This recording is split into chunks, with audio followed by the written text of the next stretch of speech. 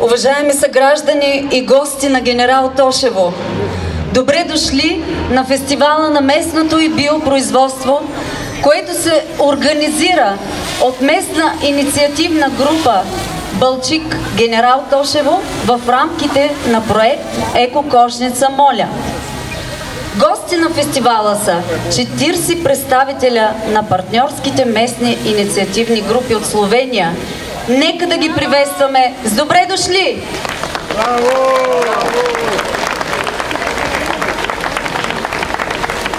Гости на фестивала са и представители на МИГ Тунджа, МИГ Елхово Болярово и МИГ Аврен Белослав. Точно така, добре дошли и на вас! Днес гражданите и гостите на община Генерал Тошево могат да се запознаят с местните производители, с техните продукти и да ги подкрепят, като си закупят пресни зеленчуци, млечни продукти, студено пресовани масла и ядки, натурални козметични продукти, мед, тахани, ръчно изработени бижута и много други. А по-късно гостите ще дегустират местни добруджански ястия, приготвени от читалището и пенсионерския клуб на Генерал Тошево, както и от читалищата на селата Чернооково, Спасово, Дъбовик и Росица. А сега искам да поканя, давам думата за приветствие на господин Валентин Димитров, кмет на община Генерал Тошево и председател на управителния съвет на МИГ Балчик Генерал Тошево. Моля, заповядайте.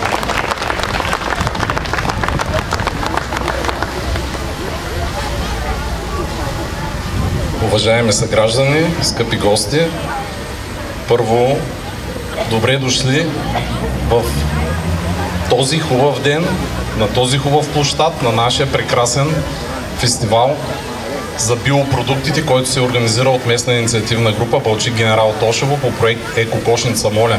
На гости са ни, както чухте, 5 словенски мига и в проекта участват други 3 български. Да приветстваме и гостите от мига в Тунджа, Елхово, Болярово. Добре дошли в Златна Китна Добруджа. Както обичам да казвам, ние сме столицата. Генерал Тошево е столицата на Добруджа. Тук е най-златната земя в България с най-трудолюбивите хора. И какво по-хубаво нещо от това да промотираме биопродукти и да се върнем към старото, да сме по-близко към земята, към природата, към екосъобразния начин на живот. И това е основната цел и на проекта. От фермата храната да стигне до трапезата, за да имат нашите деца здравословен начин на живот и бъдеще.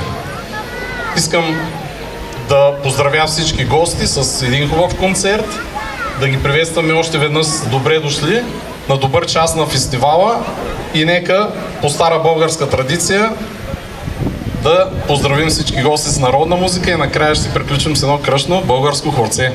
На добър час на фестивала и нека да се забавляваме. Все пак е неделя и да си посетим фермерския пазар, да се накупим биопродукти. Благодаря. Ние и сега, Свети, моля.